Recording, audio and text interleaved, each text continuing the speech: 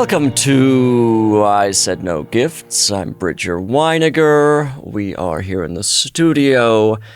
I'm in the throes of jet lag. I know, last week's episode I complained about jet lag, but that was actually recorded yesterday. Does this make sense?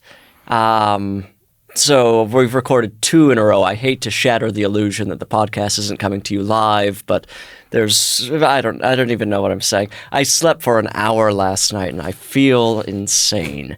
I'm kicking things over. I just kicked something over. You can't see that. No one can see that except for me. But I wanted to drag you through all of this. What's good? What's happening? We've got a new parking lot at the studio. They've really done the works with this thing. All the bells and whistles. Beautiful new paint job. I don't know if they'd put new asphalt or not, but it smells like new asphalt. And so it was exciting to park and get out of my car. I was at Found Coffee this morning. I thought I saw a mildly famous person, but then I think it was just some loser. So it wasn't even a famous person. But if it was, I would say who I thought it was, but then what if it was her? And I just thought she was a loser. I'm so sorry. I don't know what's wrong with me. We should get into the episode. I love today's guest. It's Tim Kalpakis. Tim, welcome to I Said No Gifts. Thank you. Thanks for having me. And I did clock the new asphalt in the parking lot. Did you smell it? I've never been here before, but I pulled in and I was like, well. Oh my God. Slipping and sliding on that thing. Yeah, I know. My God. Splashing all over the place. But I did. It's so funny. Like subconsciously was just like, it's really nice to be in a brand new parking lot. There is something nice about it's just smooth. You're not going to be tripping. You're not going to be driving through any potholes. It just feels crisp. Yeah. And yesterday, that wasn't the case. I had to park on the street. And everybody felt how mad I was about that. Yeah. The street, which is actually like a closer walk into the studio because the door's right there. But it was actually probably an easier way to park altogether. Yeah. But the principle of it was infuriating. You host a show. I host the show. I was surprised that there isn't a nameplate back there. It's just a free-for-all. My God. It's a mess. It's complete chaos. I feel like I'm just some random employee. It's disgusting. What am I, a production assistant? Awful. I'm on the mic here. I should be, I should know exactly where I'm parking. Were you ever a production assistant? It was for a really long time, for longer than I should have been. Well, I was 4 years at one place. What did 4 years as well. No way. Yes. Mine was Gracie Films, which does The Simpsons. So I was like James L. Brooks's PA. Wow, that's kind of an impressive PA position. Yeah, but you're supposed to do it for like 1 year and then become his second assistant and then first assistant and then be a producer. Right. It feels like you're like a really delayed puberty or something, where you're just like, oh, everybody else got out of this. And they started toward the end. They hinted to me, like, if you're not getting promoted, you're kind of supposed to quit, So they're like, Tim, you kind of been here a long time. What do you want to do career-wise? It's like, PA, I guess. What was holding you back? Well, it was a really easy job, and I was doing like UCB every night with my sketch group, the Birthday Boys. So I kind of wanted to just do nothing all day and then go to UCB. So I wasn't putting in the type of effort that gets you promoted, but I certainly wasn't going to leave because I had such an easy job. So I just posted up for 4 years. But I remember, like, at the end of the 4 years, I was like, I've been here as long as I was in college.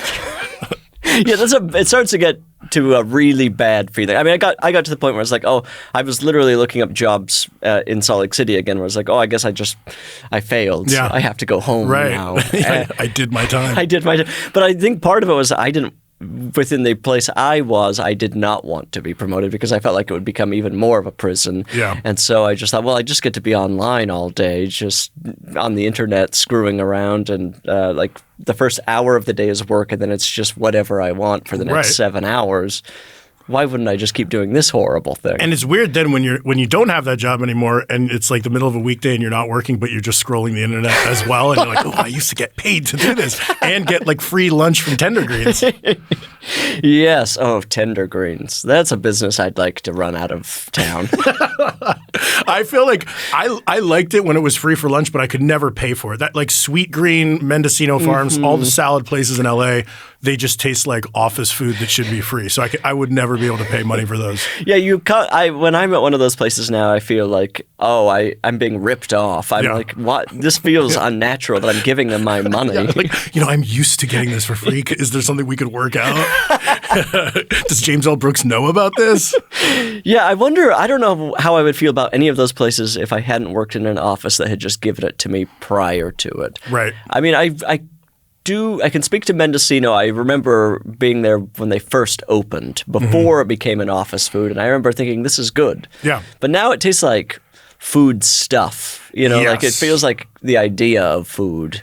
Right, and especially because they're trying to lean into a farm-to-table vibe, that makes it even worse because I don't believe – well, I've never been to Mendocino to look at their farm, so I don't know. But, I mean, it's the same thing with LaCroix. I can't buy LaCroix. Oh, my God. Can you imagine? No. I buy Perrier L'Orange. Oh, very nice. Yeah. But at work, it's like, I'll have 1,000 LaCroix and won't appreciate them whatsoever. Actually, I will. Now I feel like kind of a fraud because I do buy LaCroix now, but that's only because we record this show sometimes in my backyard. I was hoping for a backyard episode, Were you really? Honestly. Why didn't you say something? I just didn't have the balls. I was just stewing. Stand up for yourself. I'll be honest, I didn't look until I was like leaving home today. I looked at the email and put in the address and I was like, oh, this is not Burbank. Yeah. What are we doing? Annalise, is there some sort of bird noise we can play over the headphones or helicopter, children screaming, school bells, dump trucks, garbage trucks? It would make me more at home. Neighbors fighting, cats meowing. I think those are the typical sounds we hear in the backyard. Yeah, loud cats meowing outside all the time. Screaming. We'll put it in post. I want to hear all of those at once. Just alarming sounds. Although I had a friend message me last night, the wonderful Katie Fischel, to let me know that she started listening to the podcast to fall asleep. But she said it's because there's like a sweet spot of podcasts she can listen to where she's engaged enough, but they don't make alarming noises. But if we could get some alarming noises for her now, just to wake her up in the middle of the night to teach her a lesson, that would be important.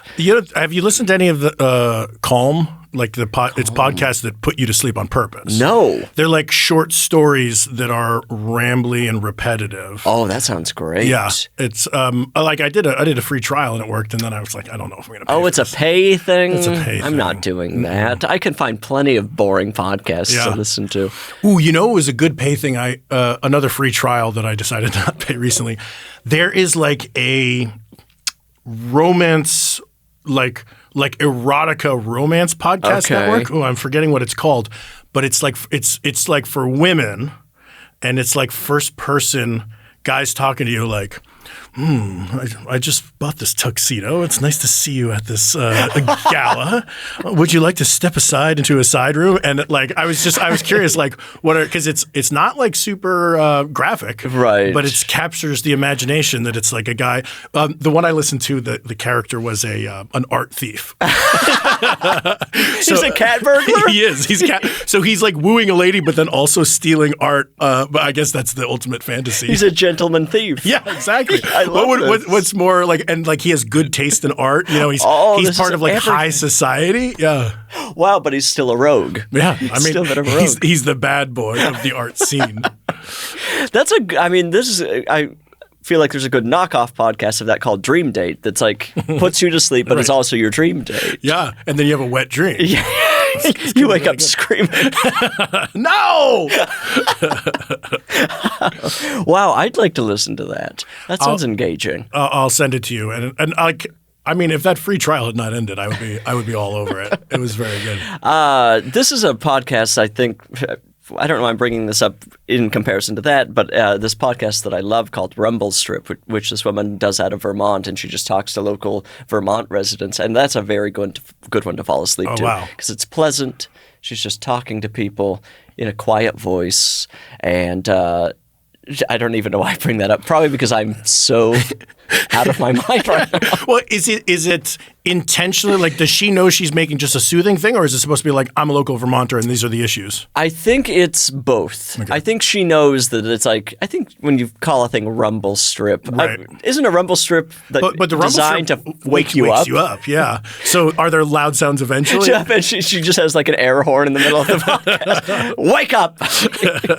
No, that's a good question. But I don't know why I bring it up, and that's fine. I'm pissed off you brought it up. I'm trying to find the logic. What does this have to do with me? I'm here to promote projects. I'm trying to think of any recent free trials that I've ripped off, because I never sign up for a thing knowing that I'm actually going to pay for it. Right. Occasionally they'll get me, and then I'll complain and get my money back. Yeah.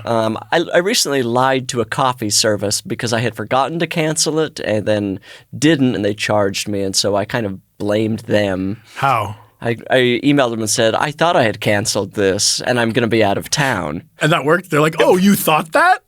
we didn't realize you had thought that. I couldn't believe that it had worked. Wow. It felt very like 2015 customer service when a lot of these online companies really would do whatever you wanted them to. And now I feel like they've kind of locked things up where you can't complain. I'll complain to people now, and they'll be like, tough luck. Yeah. I had an Uber ride like a couple of months ago where I felt legitimately in danger, and I complained to them, and they gave me nothing. Right.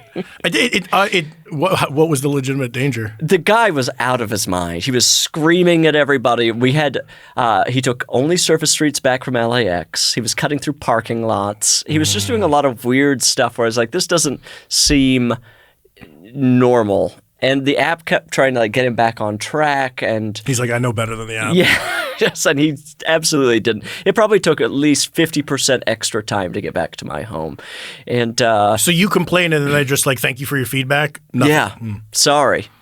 It never crosses my mind to even try. I was with friends leaving. I saw a movie at the Americana at the mall recently, and was leaving the parking structure, and we had forgot our ticket for validation. Right. And my friend's girlfriend was like, oh, watch this.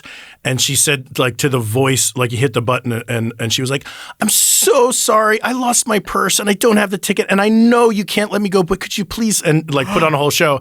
And then there's a long silence, and the guy goes, I can offer you a one-time courtesy exit. No way. Yeah. And I wonder how many one-time courtesy exits he had given out that day, but he just let us out. The arm went up, and we left for free entirely. Wow. Yeah. How does he track one time? Did he take her information? No, not at all. But it would be amazing if he was tracking it very closely. But no, I think if you're just she was kind of – I don't know if he could see us or was just listening, but she was kind of starting to sound like she was going to cry. Oh, see, this was that's exactly where my mind went. I would start with crying. Right. I would be sobbing. Excuse me, where? Wow, wow, wow. Now let me get to the matter at hand. I lost my binky. Wow, that's dangerous behavior, parking in the pay parking lot at that mall. I park in the free one all the time. Right. You mean over at the Galleria? That's what I used to do. The classic. Oh, there's freer parking? There's a free one right next to the pay one by the In-N-Out. And I know the listener loves this sort of talk. Yeah. They have not heard enough about Los Angeles streets. But I do want to really describe this situation. There's the pay parking lot owned by local villain Rick Caruso. Right. Next door, there's an In-N-Out. Do you know this In-N-Out? Yeah, huge. The parking lot attached to that is technically part of the Galleria, and it's attached to Bloomingdale's, all of this. That's all free parking. Wow. And it's truly right next door. So when I'm parking for free at Target, this is the same ownership, same free parking situation, just a different lot. Mr. Galleria's lot. Yeah. For whatever reason, because that mall is attached across the street. Wow, people love this. I love this. That technically is the kind of its own little sovereign nation. Damn. So that's a little tip that I learned recently because I had been walking all the way from the Target, but if you see a late movie, then you have to walk outside the entire time in the tough streets of Glendale. Yeah, it's rough out there. Yeah, I'm always scared something's going to happen to me. But now I'm in total protection and free. And I don't have to worry about getting my ticket validated, which also it's not free parking. And again, people love ticket talk. But that parking lot, even with the validation, I think is $5, which I think is ridiculous. I know. And I'll say this, and this is relatable to people all across the world in all kinds of parking lots. The one thing that I think when I'm going into a structure is like, I'm going to have to pay, this is going to suck, but I'm going to go to the tippy top and I'm going to get a beautiful view. And I'm like, if I'll go to the top of any structure and it's like I'm on the rooftop and I'm like, this would be nice after the movie. I'll come back up here and it'll be beautiful. But the one at the Americana has been closed. Oh, you're kidding. So I've been driving up. I keep forgetting and I'll drive up and so I'll be to like the second to the top. So it's just like the longest. Just in the attic. Yeah. And I do the most amount of driving to get up there and then I'm just in their attic. Oh, that's just terrible. Just boxes of old stuff up there. What's the logic behind that? I don't know. I don't know what's going on that rooftop. Wow, that's a real shame. Yeah, they've got something happening up there. Probably satellite dishes. I was hoping you would know because I obviously know so much about parking. You know, a gorgeous rooftop parking in Los Angeles that I think is underrated is the Home Depot in Hollywood. Wow, great date. I've looked at the structure. I've been able to find parking on the normal lot right in front of the building. No. Take yourself up to the top of that. Treat yourself. They've got an elevator. You get a view of Hollywood. I mean, the glamour. It's a Hollywood dream to be on top of a Home Depot. I went when I first moved to LA. I went to that Home Depot and I was like fresh out of college, so me and my friends were kind of like getting drunk and barfing all the time. Oh, sure. At that era. So I think we maybe went to the Dresden because we were trying to be like the swingers guys. Oh, God. And I got drunk. And then the next day we're moving. We had rented a U-Haul and we were moving to our house. Okay, sure. But I'm hungover. So we're going to Home Depot to get some like move-in type of stuff. And you know how there's like day laborer guys hang around there wanting to hire them? So I was walking in and I got kind of swarmed by those guys like you do and because they wanted me to hire them. And I puked in front of them. So I had like 12 guys gather around me like, hey, would you like help today with your move? And then I barfed into a garbage can. They all scattered. That is incredible. And I want to be like, in general, I'm a good employer, but maybe today's just not my day. The idea of being hungover while moving makes me want to kill myself. It was the worst. I mean, there's like pictures of me like just asleep in the back of a giant U-Haul. I was help. I was moving into a bro house with like 5 guys too. So they were used to it and they just carted me around. That's the real rock and roll movers. Mm-hmm. Is that what those people are called? I've hired rock and roll movers before. They're good. What are they? It's a moving company based in like Echo Park, I think, and they employ like guys in bands. Rock and rollers. So yeah, what's on the van? It's like there's like a skull and crossbones. Yes, classic rock and roll. So I've hired them not in a long time, but it used to be like really cheap, like $150 10 years ago. Right. But 2 dudes show up and they are like metalheads with long hair, stoned out of their minds. And it's great. Like you hang out with these funny dudes all day and they're just giggling while they carry your couch. That's great. Yeah. I wonder if there are a lot of roadies in that business. Like when you're off tour, you're used to moving things. Right. That's probably what they're best at. Right. You just be like, this couch is like an amp. And they're like, yeah, I can get my head behind that. Lifting an object. Yeah. I wonder if they've gotten to like a corporate level of like Hard Rock Cafe at this point. Right. My God. It feels like a crossover that's waiting to happen. You call rock and roll movers and you're like, oh my God, Rod Stewart showed up. This is unbelievable. I broke Rod Stewart's back.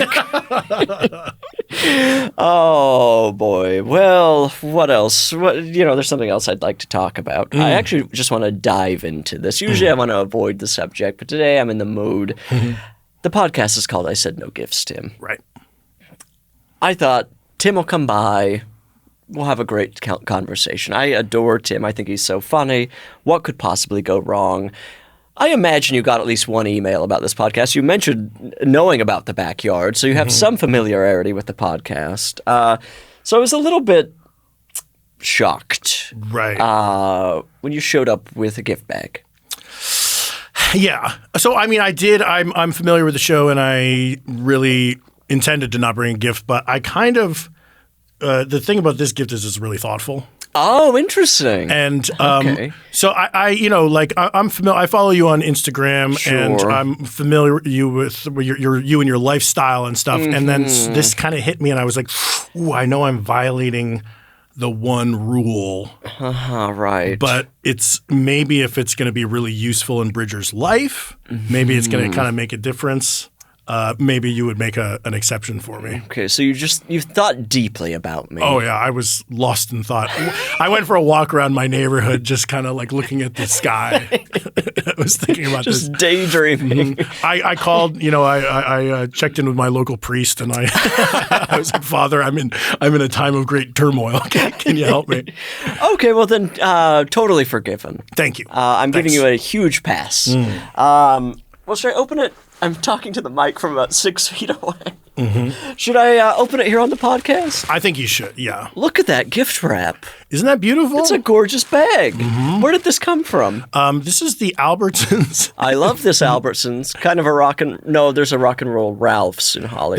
This is more of a TV writer Albertsons. This is Hollywood Albertsons. Yes. This is, Los Feliz. They used to have the bathroom was kind of dedicated to the movies. I don't know if you've ever been in that bathroom. I've been in that bathroom many times. It's been renovated, I believe. But there was a point when there was it said Hollywood movies. That is glamour. It was pure glamour. I'm hoping that I'm going to bring a headshot and sign it and see if they'll put it on their wall. That's a great idea. You know what's funny about that bathroom is the code.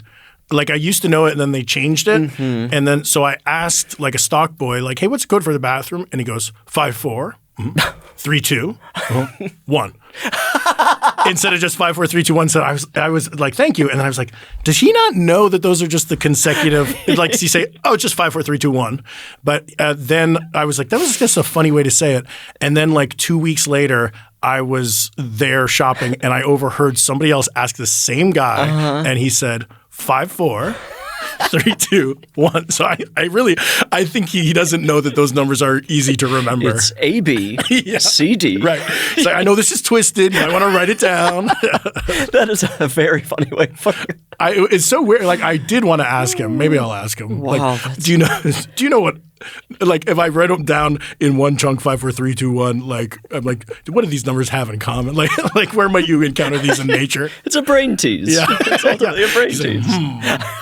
I can crack this. Okay, well, for the listener that's not watching the video, it's a floral bag, bejeweled. I mean, it's just as beautiful as possible. I love it. And it's got the tissue paper to match. Yeah, purple. Purple, shimmering.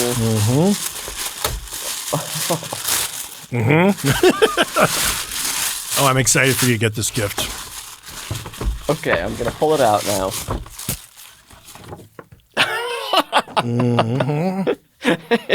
It's a dustpan, the Libman brand whisk broom with dustpan. So I mentioned your Instagram. I've noticed you have a tendency to post pictures of piles of garbage you've encountered on the street.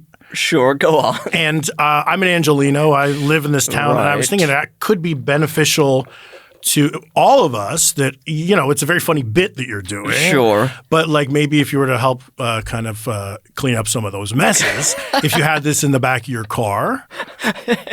And the brand name, I don't know your politics, but I took a swing, and I think that Libman does maybe describe you. Oh yeah, that's my Twitter account. Right. Yeah, you're mixing it up on Blue Sky as Libman. Libman. So yeah, when I saw that, I was like, well, this is kind of perfect. Where did you buy this? Was this an Albertsons purchase? Believe it or not, this was 2 aisles over. Oh my God. Yeah. Which came first, the bag or the dustpan? Dustpan first, and then I was nervous going to the wrapping paper aisle. How am I going to get this thing? Is there going to be a big enough, beautiful enough presentation for this? Yeah. And it kind of worked out perfectly. I don't think. Actually, I do have a dustpan at home, so I'll be able to keep that at home, and I can put this in my car. This is a car one. This becomes this is one of those things where I become the local character, where people are like, that's the guy who sweeps up messes on the street. People would like that. This would be a really good thing. It's like a local community guy, especially because you're a backyard guy. Right. I'm keeping things clean. But where do I take the trash from? Let's say I'm parking, I'm getting the trash. I guess I'm looking for garbage cans. And this is a big complaint I have about nearly every city in the world. And this must be there must be some logic behind this. There aren't a lot of garbage cans. Yeah. To just throw away your trash. Right, and that they are piled up with stuff that's like clearly from one business that's nearby a lot of the time, but then that business is not in charge of emptying it. It's like the city's problem. Right. And there's nowhere to go with it. To me, it feels like a simple solution. But then I'm also thinking, I was in Japan last week and there are no garbage cans anywhere. And it's just up to people to hold on to their garbage until they find a garbage can, essentially. And do people do it, or is there garbage Yes, everywhere? it's so clean. But I don't know that would be the same case here. I don't think people would hold on to it I actually think Los Angeles is a very good example of why that doesn't work, because there's just garbage on every corner. Right. So you're saying maybe for you a better gift would have been a garbage can. Well, maybe this is incomplete. Maybe if I had given you this plus a waste basket. A waste basket. But my car does have a car garbage can, but I think the idea of bringing street trash into my car might be a bridge too far. You have a garbage can in your car From this very podcast. Somebody gave me, okay. and I don't know if you have one of these. I talk about this thing way too much, but it's changed my life. It hangs off the passenger seat, and my car used to be an absolute disaster, and now it's stuffed with all the receipts and straw papers and all that garbage, and I clean it out about every 2 weeks, and now my car is, I wouldn't say flawless because I get it washed once a year, but... so there are flaws that accrue, sure, and then they're purged. But I do have that, and I recommend it to everybody. I don't know why this isn't built into every car. Yeah, that's weird. I have a lot of complaints about things not having garbage cans, I guess. It's weird. My car, I don't accrue anything because I have a rule that's like no stuff in my car at all. There's not, because I have a funny car. I have like a little, like a Thunderbird. It's like a little red convertible. Oh, I love the idea of this. This was sort of like my silly California car. Right. But I was like, the worst thing would be to be driving like a car like this and it's full of shit. So there's not even like, my trunk is empty. There's not even like a sweatshirt in the back for when I get cold. It's an empty car. And I've found that if I have a rule, a lot of stuff in life like this, like it's just like yes or no. If I were like allowed to leave a little mess here or there, then it would be trash. Right, of course. So then it's just like not even a pen, not anything in that car. Will you bring a drink into the car? I will do as the people of Japan do, where I will hold on to that drink when I'm done with it and take it out that very day. So I'm always drinking drinks in the car. Non-alcoholic, of course. Constantly drunk behind the wheel. You smashed into the studio this morning. Man, I've never driven drunk, nor will I, kids. But how fun would it be to be kind of just cruising around with a cocktail, like a margarita, you know? Well, a mocktail. A mocktail. You'll still get pulled over. Oh man, you're from Salt Lake City? Yes. Those soda places. Oh, sure. Those what is it called? Like Swig. Swill. I love the idea of one called Swill. It's just gross. It's the leftovers. If you have your drink is left over from Swig, come by, drop it off a Swill. We can use that. I went to Swig for the first time, and I was ordering at the counter, but I was looking out the takeout window, and I saw just like happy lady after happy lady coming and ordering their like 46-ounce sodas and needing two hands to get their sodas and like putting into the car. And that's what I would be like with a big frozen margarita in my car. But they were just having a blast, a huge straw, a huge soda. It's like a fun thing to have. And you're like hugging a barrel while you're driving. As big as a baby. It really is, yeah. What was your order there? I was doing one that had been like a TikTok sensation that week because it was on Secret Wives of Mormon Live. Secret Lives? This show no one will ever get right the first time. They don't know it. Nobody knows it. Secret Lives of Mormon Wives. Somebody's drink order from that show was like a big TikTok sensation, so I wanted to try it. So it was like a kicked up Dr. Pepper. It was like Texas Tab, I think they called it. Oh. And it was Dr. Pepper plus coconut cream. Okay, yeah. Sauce. And then some other type of squirt of some other sauce, but then strawberry flavor burst balls in the bottom. They were like boba-sized balls that you suck through a fat straw, but it was like candy, like Gushers candy you bite into. And the whole thing, like if they had started with sparkling water and then juiced it up, maybe some of that would be fun. But if you're starting with an extremely sweet base. Extremely sweet. And then just building it from there is kind of wild. Yeah, it's just, I feel like you have nowhere to go from Dr. Pepper. Yeah. So I had one sip and I was like, this is actually pretty good. And then the second sip was like fucking disgusting. Did you finish it? Not even close. And I got the big one to be funny, but I was throwing out like 44 ounces of soda. I think I've been to one of those twice when I've been back home, and I've ordered like the diet version, and I haven't been. I've probably gotten 4 sips in. And I'm like, this is intolerable. This is a bad beverage. Do they have diet strawberry balls? It's like no other element of it can be diet. It's just like sugar syrup pumped into Right, it's the gravy and cream that they're just pouring in there. Gravy. But I feel like the most you can do is put a lime in it. Right. Like, otherwise you have to start with just a sparkling water or something. And you'd be so boring if you went there and were like, can I have a lime wedge? And that's it. Who's this loser? I will say I've like kind of come around about like criticizing people for drinking those because the Frappuccino is the same thing. Right. I know so many people who drink that shit. They're all horrible. Absolutely. And what's weird is, I don't know, do you know in the rules of Mormonism, I don't even think there is a law against caffeine. It's like hot drinks. Wow, you're really educated on this because most people are so confused. And the fact that you're even saying hot drinks is like a very specific thing to Mormonism. This was all, I did a lot of learning that one morning that I went to this place and I had TikTok open while I was there. But like, so a Frappuccino has caffeine, but it's a cold. Is it that it was a hot drink that then became cold and then? See, that's you're onto the logic here because the logic is puzzling, absolutely puzzling. Hot drink essentially means coffee or tea. Got it. So even if it's iced, you can't drink an iced coffee or an iced tea. Although the iced tea of it is starting to bend a little bit for some Mormons who will drink an iced green tea or decaffeinated tea, but they won't drink, no matter what, a decaffeinated coffee. And it doesn't matter, like cold brew's not a loophole, even if it was never cold. No, it's still coffee. What about, has Starbucks embraced like, because they have all the sort of like lemonade, dragon fruit type beverages at Starbucks. Right. Are those popular? I think some Mormons will drink those, but then a lot of Mormons, I think, are afraid to probably be even seen in a Starbucks. Right. Because you're supporting hot drink. You're supporting the big hot drink. Yeah.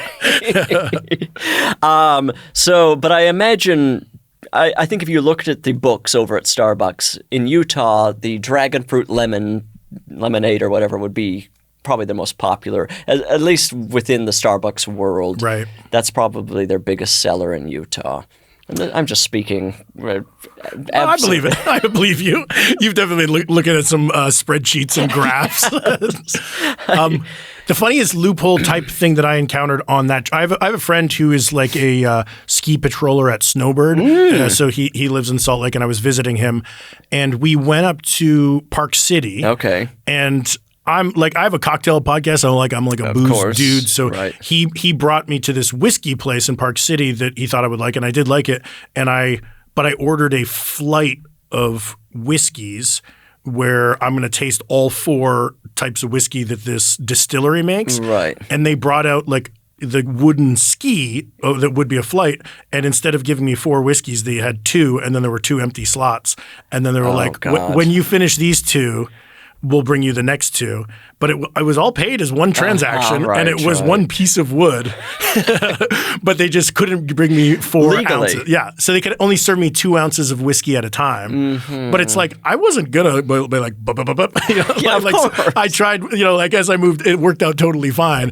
But I like knowing that was like, I remained pure. It's because the laws about these things are being made by people who don't drink or understand drinking culture. So they assume someone like you is just like pounding them down as quickly as possible. Like, we got to stop this devil. Yes.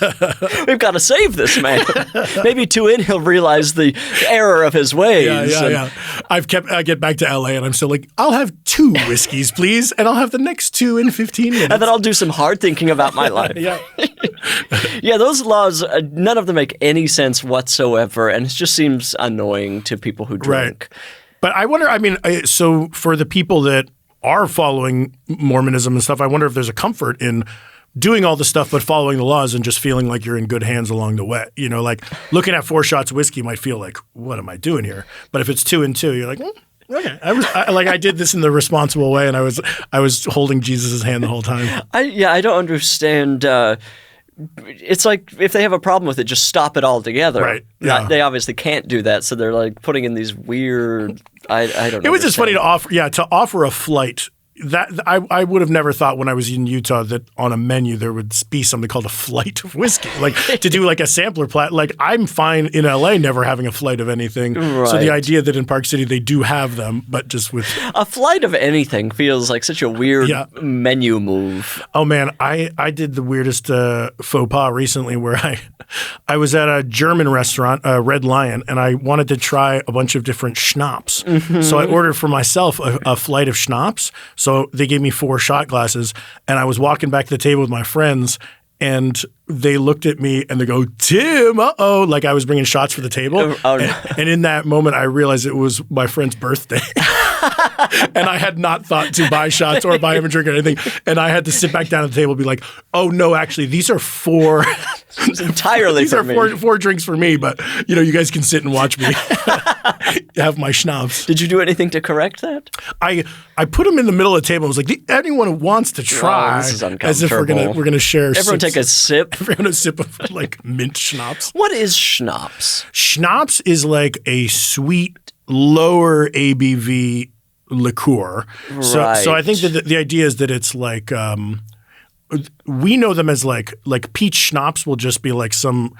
It's like made of grain. The alcohol is just like grain alcohol, but then they've added sugar and like fake peach flavor. It sounds awful to me. Yeah, that is nasty. But in Germany, they're actually like, I guess, distilling. Like if you have plum schnapps, they're actually taking a plum. Oh. And I don't know what they do. And then they leave it alone for a long time. Just let it do its thing. Step back. So it is interesting kind of to like drink some plum schnapps and be like, it kind of tastes like a rotten plum. Yeah. But I mean, like for me, any opportunity to be talking about the alcohol I'm drinking is fun. I don't know. And there's like some old German ladies that work at that bar that are really knowledgeable. So I'll be like, what do you got? What were the other 3 on the flight? There was honey, which tastes like what it sounds like. Okay, sure. And then there was one herbal, but that they wouldn't say what the herbs were. Oh, interesting. Undisclosed. Just kind of grassy? Yeah, and like kind of strong and kind of disgusting. Mm-hmm. But then the best one is apple, and it just tastes like a cider or something. Yeah, it was delicious. Okay. Do you have a favorite liquor? I'm kind of a rum guy because I would like it like tiki bar. I'm like a Mai Tai guy. Oh, sure. That feels like your entire vibe. I'm wearing a Hawaiian shirt. Yes, you're driving a red convertible. Mm-hmm. Pristine red convertible. Pristine on the inside, a fucking mess on the outside. Actually, you know what? It had hubcaps that had the Thunderbird logo on them. Uh-huh. And recently I walked out and somebody had stolen all 4. How much could those be worth? I don't know how many other like 2002 Ford Thunderbirds are on the road. And my car like looks stupid now, but I looked up like to buy them because they don't manufacture them because it's like a discontinued car. So it would be like me buying some weird discontinued item that's that a collector would be selling me. Right. So it was going to be $1,000 to get like these little logo plates. You're probably going to be buying them from the person who stole them from you. Exactly. I'm going to set up bad business. I'm going to set up a little sting operation and catch this fucker. Oh boy. Well, is there anything left we need to say about? I feel like we haven't even talked about the dustpan, to be honest. Well, so you are liberal? I am deeply conservative. Oh, that's kind of the bedrock of this podcast. Okay, so I should have gotten the right man. We're constantly trying to defund public education. Mm-hmm. I've got a big agenda on this podcast. Okay, well, I support all that. Thank you. Okay, end of podcast. Goodbye. Roll credits. No, yes, I'm a liberal person. Okay. I would like to think, but when push comes to shove, who knows? I mean, come on. When I'm trapped in a corner, maybe I'm a deeply conservative, hateful person. I'll tell you this. My funny flip-flop is I've got like sort of like my parents are conservative in the way that they like kind of go to church, and we don't talk politics, but they're like conservative. Right. But my dad, I'm from Woodstock, New York, and my dad had moved there as like a hippie guitar player guy, wanted to be a rock star, and I've seen pictures of him like long hair, long beard, playing guitar, total hippie man. And then when rock and roll didn't work out as a career for him in the 70s, he opened like a hippie pizza place. Okay, oh, fun. In Woodstock on the Village Green, like whole wheat crust. Wow. Cool place. Right. And it did well. And he made money. And then he became a Reagan Republican guy. Started wearing a blazer. Oh, no. And was just like, I'm a restaurateur. So that was like, that's the dad that I grew up with, is like a conservative Republican dad. Fascinating. But it was mainly based on like not wanting to pay taxes. Right, of course. That's always what it is. So if you ever open a restaurant, don't get too successful with it. you don't want to have to like be like, Uncle Sam's taking all my pizza dough money. Does he have any of those hippie ideals left? Not at all. And he doesn't even play guitar anymore. Oh, what a shame. He gave me the guitar. So the guitar I'm always playing in my band is my dad's guitar from 70s, because he associates that with like, there was it was drugs and music and all of it, and I don't want any part of it. Like, so many hippies have turned this way. Yeah, but you would think you could just still play if you're just, like if you play a guitar on its own, it's not saying anything politically. It's the lyrics that are anti-Vietnam or whatever. Right. But I don't feel like the guitar itself is to blame. But he won't touch the thing. Wow, that's crazy. Like it's cursed almost. Yeah. Certainly, there are some horrible conservative songs he could be playing. Absolutely. I'm searching my mind. Rascal Flatts. Yeah, who was that guy? That was like went viral last year. It was like out in the backyard strumming, and there was like some conservative guy. He had a song that was like about welfare people are too fat. Oh, who was that guy? Yeah. Oliver. Oliver.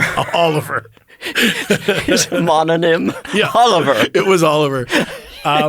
I bet my dad would like that song. Wow. And then that guy ended up being kind of controversial for conservatives, right? Where he's like, well, that's not what I think. I think that then Fox News loved him and stuff, and he was like, I'm like a West Virginia weirdo. I don't want to be part of any Turns out I believe in nothing. And then also, I actually read a really interesting interview with him like a month later. He was touring, and it's kind of adorable. Like, he didn't know how famous he had gotten, so he was still playing like small venues, but he was like trying to price gouge on the merch, and was like fighting with the club owners of these small clubs, because he was like, give me my money, don't you take my money. But I was like, dude, you could be headlining festivals, like you could go to Nashville and be a billionaire. But he was like, I'm charging $25 for that t-shirt now.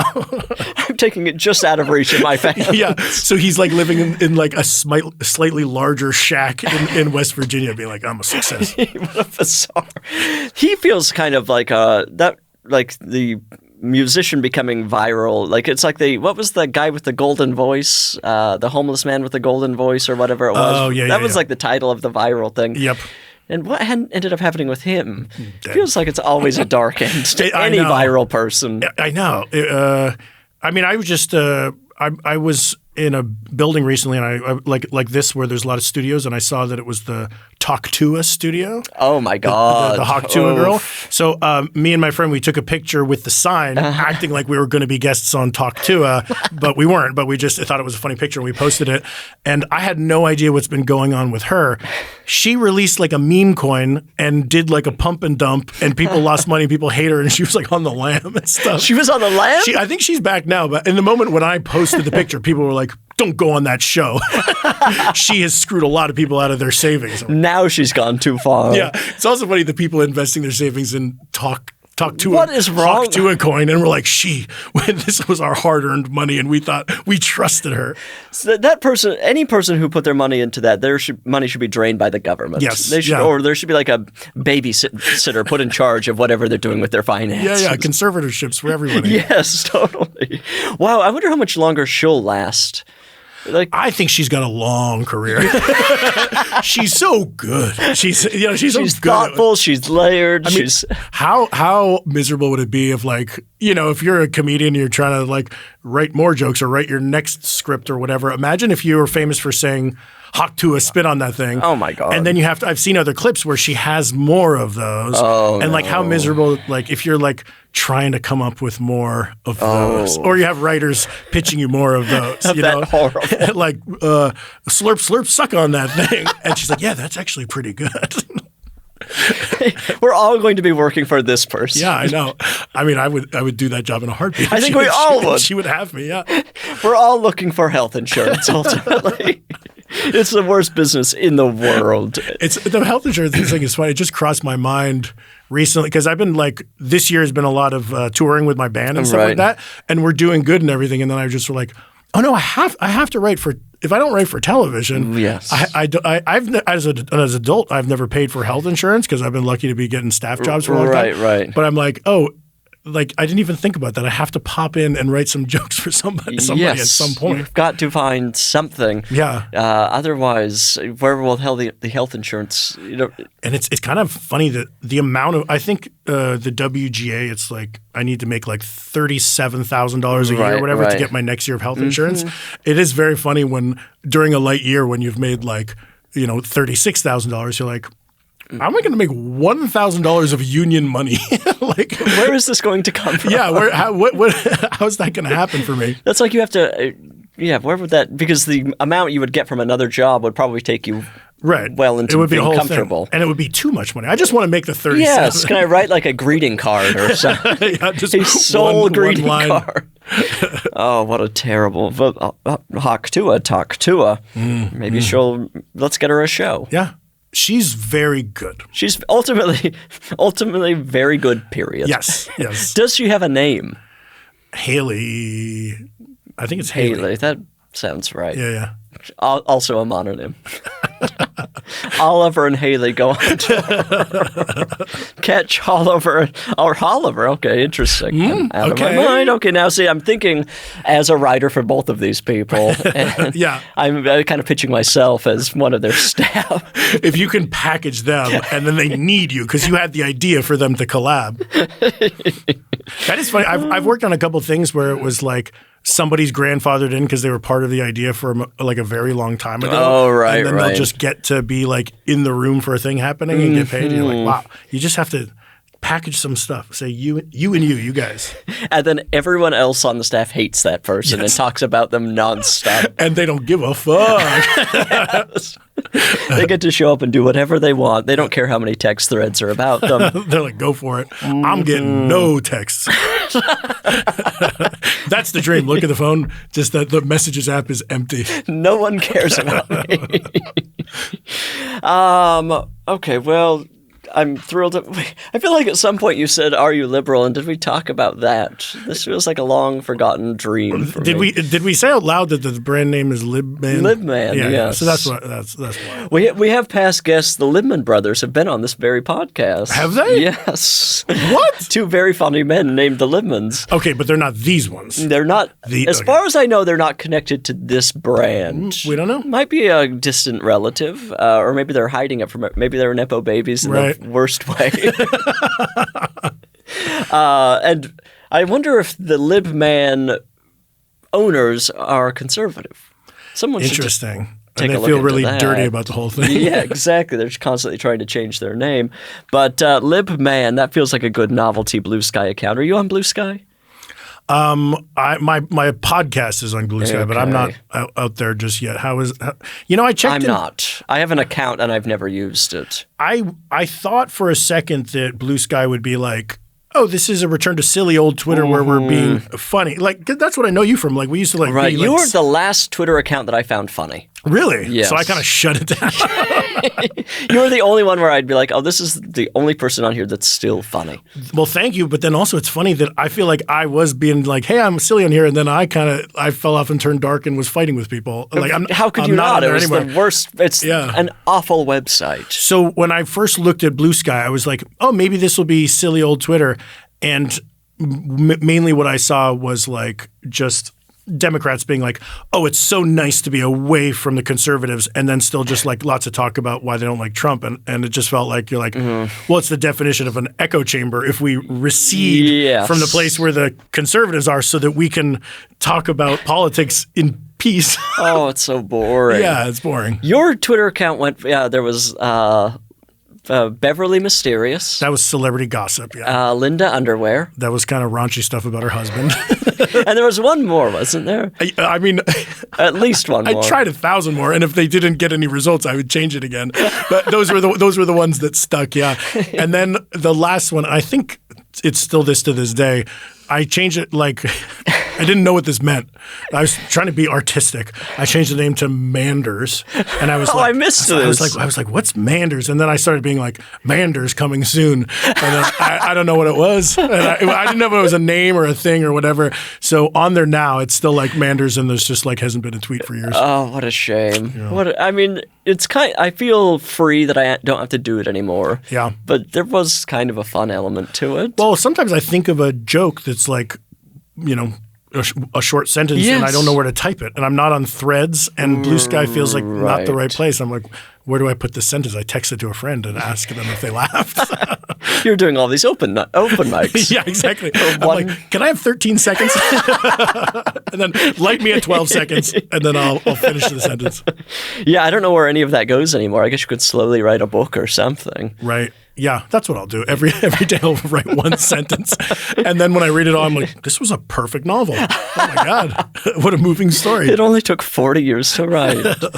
Well, I think it's time to play a game. Mm-hmm. What game should we play? I'm going to name two. I'm going to give you an option. We can play a game called Gift Master or a game called Gift or a Curse.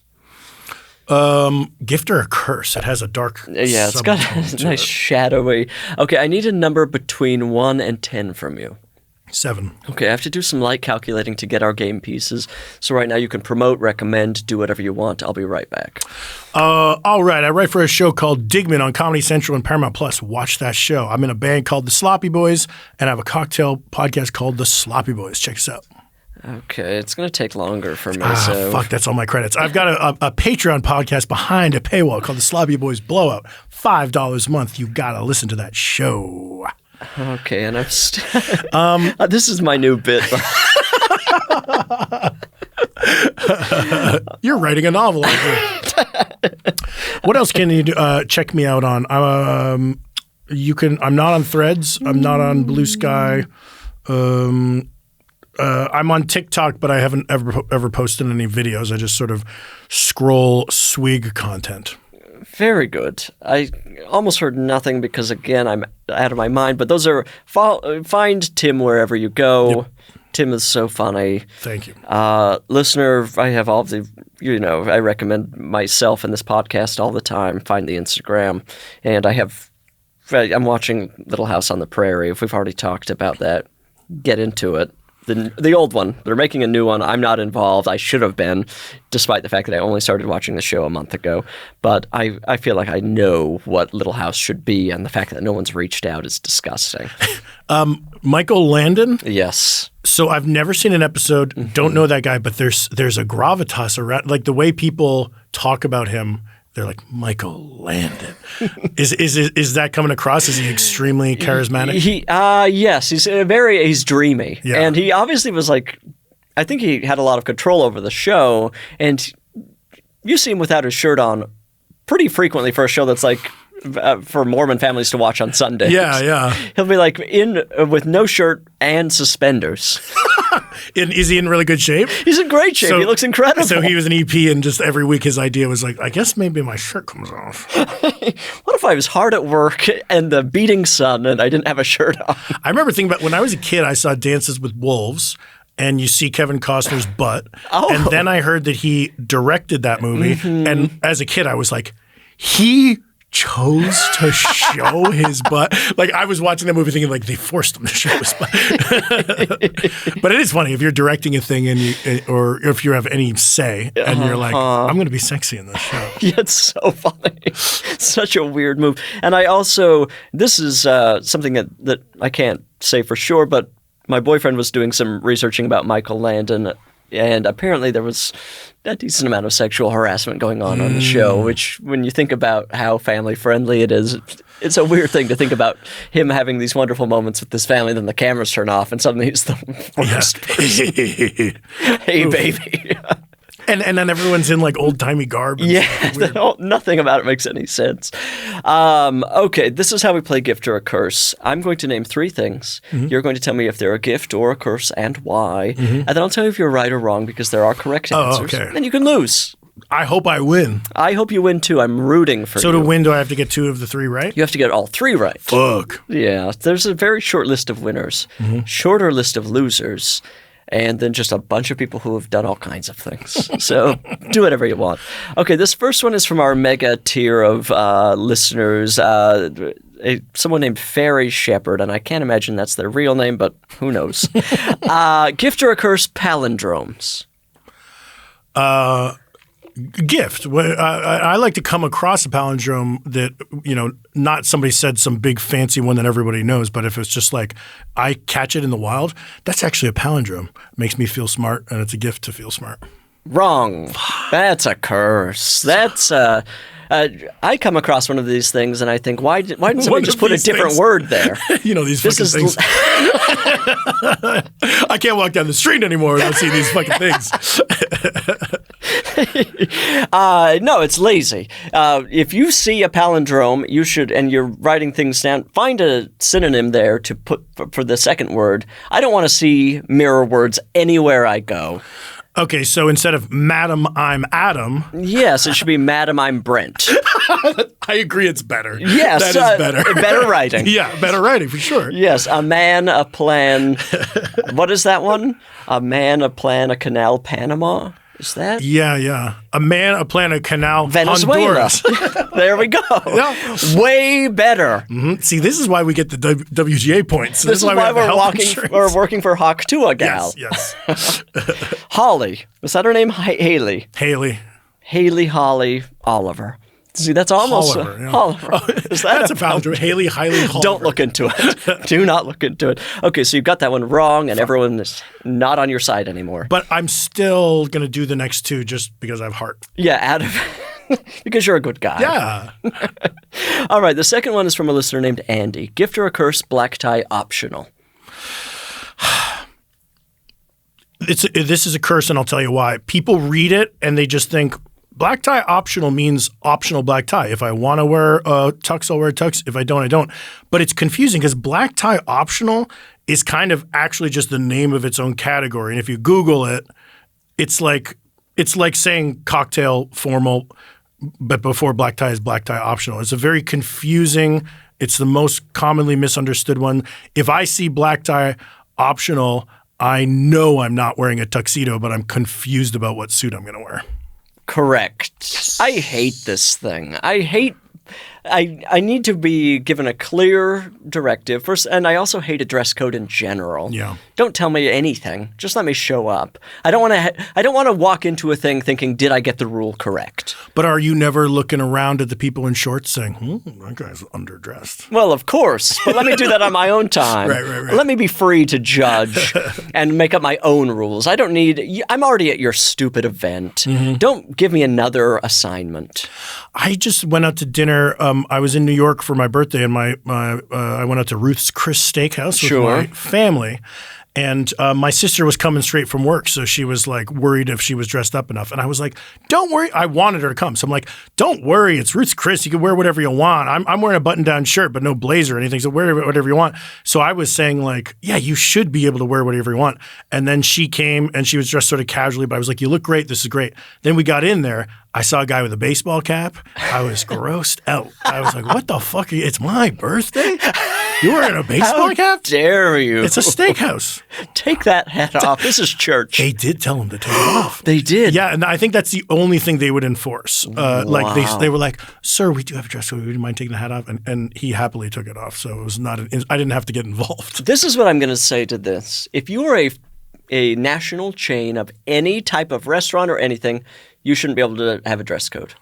I think that people should, once you become a national chain, the shine is off. Yeah. People can show up in boxers and tank tops. But does that discourage people from spending money? I got a ribeye that was a la carte $79, Oh, right? I hate to hear it. So am I going to spend that kind of money, silly money, stupid amount of money, if there's baseball caps being Surrounded worn? by trash. Yeah. Or baseball players. I don't know. He could have been a professional baseball player. He may have straight from work. Like my sister. He's got a bat over his shoulder. Yeah. He's like, what do I miss? Oh, sorry. Dirt on his knees. We were in extra innings. For me, it would encourage me to spend more if I was allowed to dress like garbage. Because I'd be trying to impress everybody. I'd be like, well, I got the money. I mean, that is the cool move to be. The casual guy with the most money is a cool That's guy. a very LA thing. Yeah. LA, there is no dress code anywhere. That's the one thing to know about this city in particular. If you show up in sweatpants, you're probably the richest person. Yeah, and that you were embarrassed to, like, I was invited to dinner at Soho House by a guy who's a member, and I dressed up, and I felt like a dork. Oh, you feel like, absolutely. I'm like, I wore a blazer. An orphan. Exactly. That it was like, this guy's really, I looked like I was going to church. Yes. Oh, the worst feeling in the world. Okay, well, you got that one correct. Very nice. You're kind of winning back people's favor. Thank God. This final one is from a listener named Emily. Gift or a curse, a radio host takes the opportunity on a musician's birthday to tell us their would-be age, though they've been dead for years. Gift. Why? Interesting. I want to know. And some of these rock stars live real long, and if they had all kept on living, I want to know where they're at. How do I stack up? How long? I'm in a band. You're a rock star. Just own Yes, it, I'm a rock please. star. I want to know how long. No, it is funny that like, I'm not going to do the math now, but if you told me how old Jimi Hendrix would be today, I'd be interested in that. 300. That's interesting. So he was really old when he At the time. Yeah. He needed to die when he He died. looked fantastic. Oh my God. He didn't die too young. He died too old. He's like 250. People were begging him to die. We're tired of this guy. Jimmy, you've gone too far. And now he's playing guitar. He's been around for 250 years, and now he's playing guitar. He picked up something very late in life. No, you're correct. I think this is a gift. I love a little trivia fact. I love being reminded of mortality in general. I love just a song being given a little bit of spookiness. Yeah. To hear he would have been this age, but he's now ash. Right. I think that's a nice thing to add on pop radio. Yeah, and then it makes you think of or like if he's buried in the ground, we're thinking about modern day him. The soul has left his body. Yeah. Add something to the music. Yeah, you're suddenly so distracted, you're driving off the road. It's so disorienting. I hate when I'm driving and I stay on the road. That's just the worst. It's so boring. Awful feeling. Everybody's doing that. Yeah, come on. Let me swerve. Let me hit something. Something. Come on. No, I think it's a true gift, and we love those DJs. And, well, if any of them still exist, I think most of them are just one robot on Jack FM at this point. We love those robots, though. Yeah, we love those robot DJs telling us about. Actually, it's probably a robot bragging about not being able to die at this point. These immortal so DJs. they're gloating. They're like, Bradley Noel from Sublime is long dead, but here I am living forever. Bradley Noel, R.I.P. Sublime. How old would he be? He would probably be about 64. Yeah. That's right. That's almost right. And that's actually, if that's right, it's extra interesting because there's the Paul McCartney song "When I'm 64." Oh, like, Bradley would be like that. Right. So again, nobody look into that. I bet he would probably be probably 53 at this point. Don't you think? No. Less interesting than 64. 50. Are there any songs about being 53? When I'm 53. Did Paul McCartney do one for every age? When I'm an unremarkable age. 64 was kind of a bad age. What was he thinking? Yeah, I don't know. He didn't give himself enough time. Like, he very quickly then became 64, and everyone was like, You idiot. But I guess at the time, in the 60s, 64 was much older. Because now I feel like 64 is almost middle age, like late middle age. But at the time, it was probably like grandpa. Right. I just looked up, do you know the actor Blair Underwood? I know that name. That made Google. He's like a good-looking actor guy from the 90s, and I just saw him in a commercial, and he looked fantastic. And I was like, I wonder how old he is. He looked him up, and he was 60. Wow. So now you're like, yeah, you could be like a 64. I mean, Brad Pitt's 60 probably. Yeah. So 64 is not even old man anymore. No, you look great. You look fantastic. So Paul McCartney really biffed that one. Bad musician. ultimately just a bad musician. Yeah. No good at anything he ever did. That sort of overshadowed everything else. Unearned fame, kind of a loser.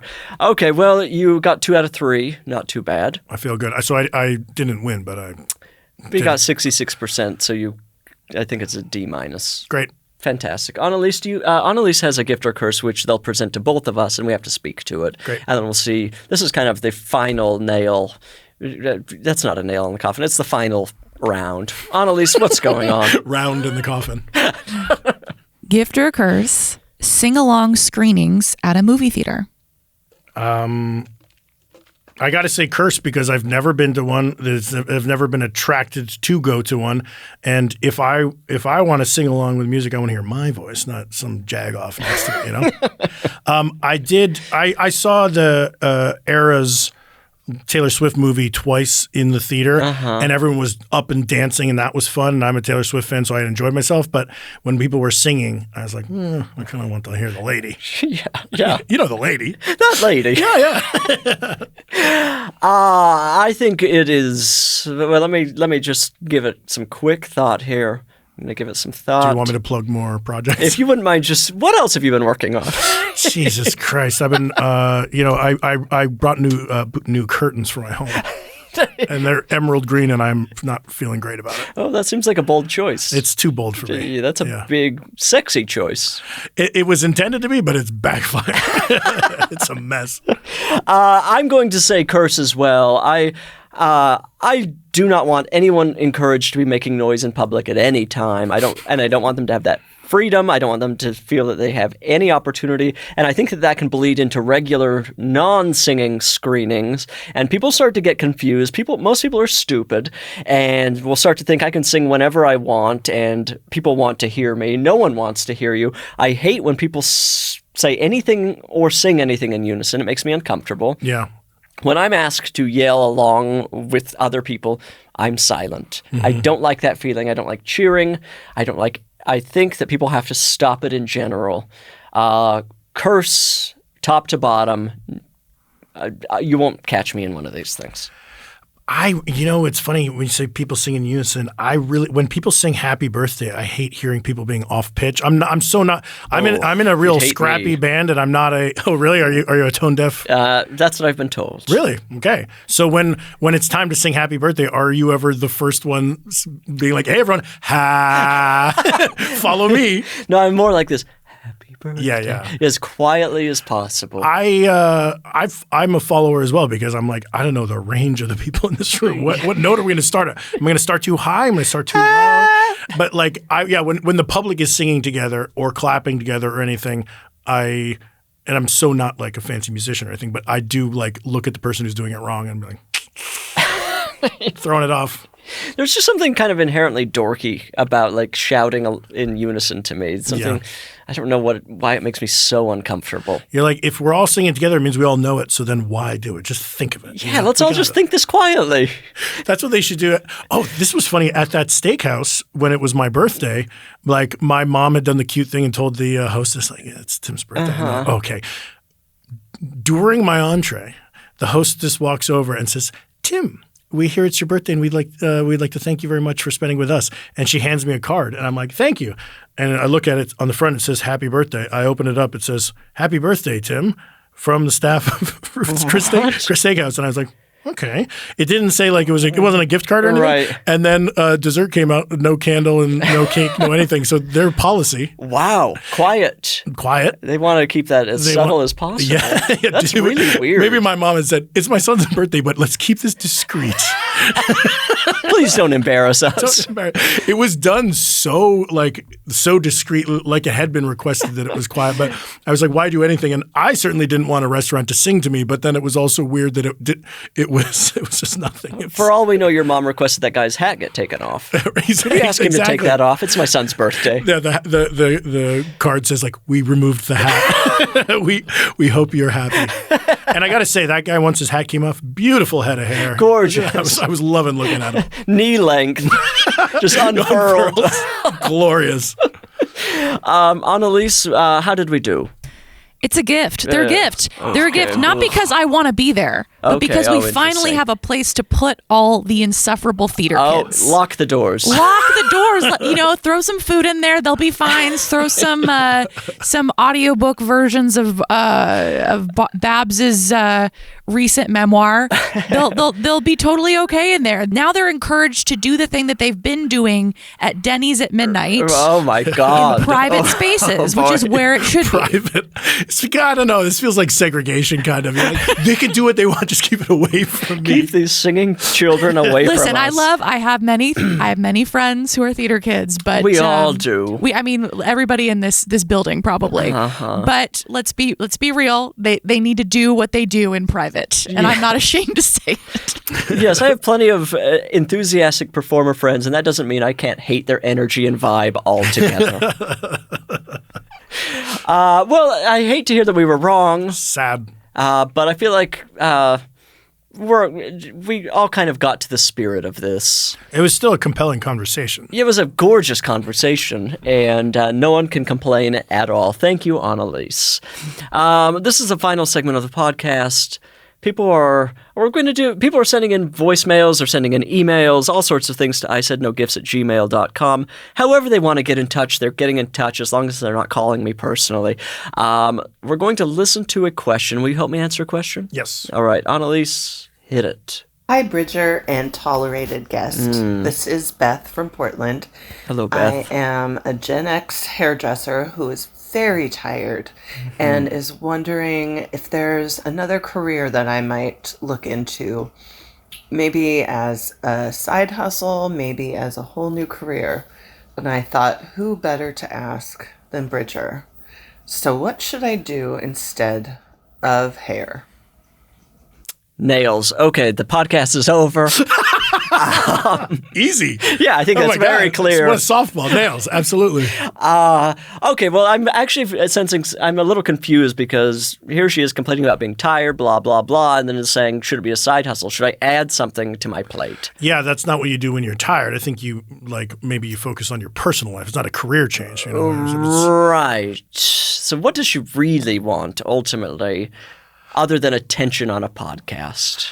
I think it's reinvest in your art. It is. I think you stay as a hairdresser, but you've been maybe give some more adventurous cuts. Interesting. Maybe start talking some people into some new looks. If you've lost your inspiration, that's on you, and you got to maybe go on a trip around the world, see some interesting hairstyles, get inspired. First of all, blame yourself. Yes. Adventurous cuts is a good name for a hair salon. They're not. We're not saying they're good. They're adventurous. We know there's Fantastic Sam, but this is Adventurous Beth. Where do you get your haircut? I go to fellow barber in Los Feliz, formerly Rudy's. Rudy's, right? And I've never. I'm 42, and I've just never figured out how to do haircuts. Like, I wait until it's too long, then I go without an appointment to a strange man who cuts my hair, and I'm never going to the same person. I describe what I want. They cut it like all my hair's gone. I look dumb for 2 weeks, and then after 2 weeks, I look like myself again. I've done that every 3 months for 42 years. Wow, that's impressive. Thank you. That's very impressive. But I've never, people are like, oh, have my guy, he comes over to your house, or like. Comes to your house? There's a lot of that, yeah. I don't want that. I know. I want to go to the place. I want to smell the barbicide. I don't want him to see my emerald curtains. They're new, and I'm self-conscious. That's embarrassing. And then he'll get an idea about who you are and then give you that haircut. No. I'm not one of these emerald guys, okay? That's a very specific cut. I'm a good, honest guy. No, I think this is a good advice. Beth travels the world. She's getting all sorts of new ideas for cuts. Yeah. Exotic cuts, adventurous cuts. She gets back to a great clips. Yeah, and you talk people into stuff. They come in for the same old cut and you say, "How about bangs?" You know, you're that. Oh, I actually had a guy at Rudy's, fellow. I always just get the same haircut, and my hair parts on this side like naturally, so I've always done that. And the guy was like, "Tim, can I pitch you something?" I was like, "Yeah, well, what?" He's like, "No part." I was like, "Ooh. What do you mean?" He's like, "It's just sort of like thrown forward, and it's just sort of like this." And then he kind of puts my hair in that like configuration, but he hasn't cut it yet. And he's like, he's like, so I would cut it so that it doesn't fall in any one way. It's just like, and then I was just like, oh, yeah. This is good for a future haircut. I think I'm not there yet, but thank you for this. But yeah, next time. That's so uncomfortable. I know. You have to be like, no. It's hard to say. It's like at a restaurant if the waiter recommends something and you don't have that recommend. Yeah. But this one, like he was really excited about this. So I just had like, yeah, that's so cool. No, that's so cool that we're not doing that.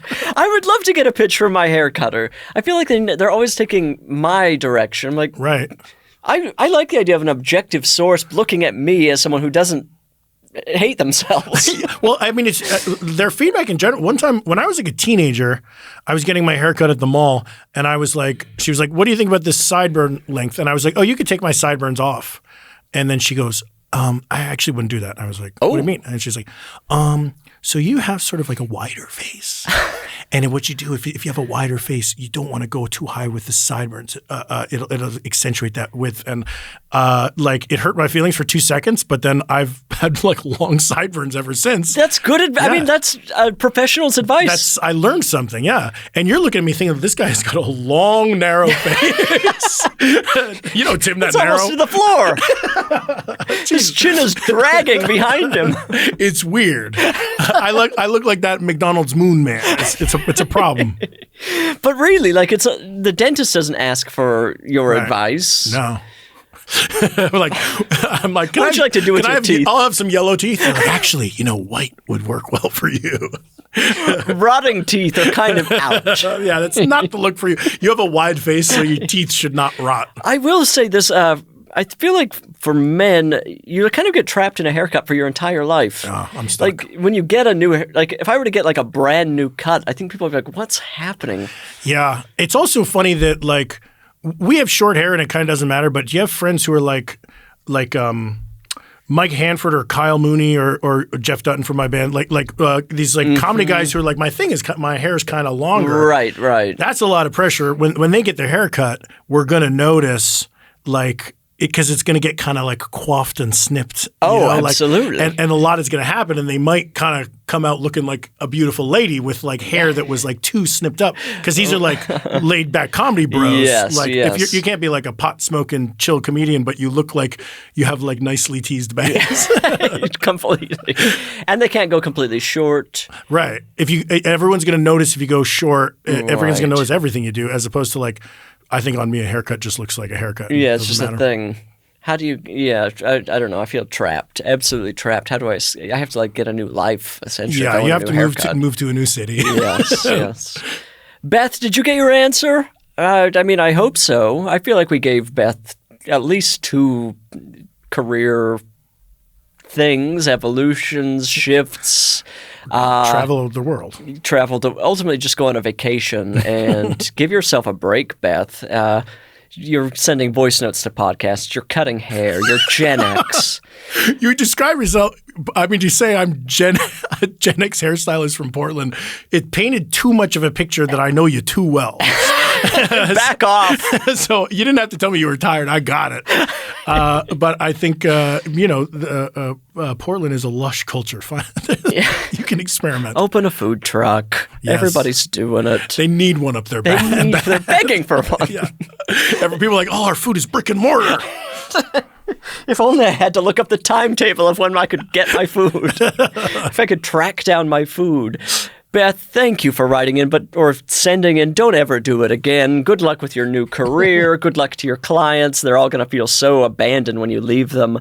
I don't know. Tim, I've got my dustpan. And it's going to go in the back of your car, and when you see garbage on the street, you still take your picture. I'm going to do what Karen Bass won't do. Yes. I'm going to clean up the streets of L.A. See? You are conservative. The mayor. I'm Rick Caruso.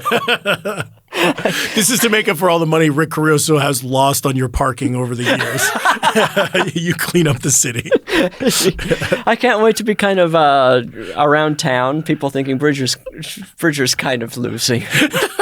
We're worried. It is cool, though. Like you said, if you were the cleanup guy or the dustbin guy, there used to be a man that walked around the Silver Lake Reservoir, old guy, like lubed up, walking fast with no shirt, but reading the newspaper. Lubed up and like tanning oil.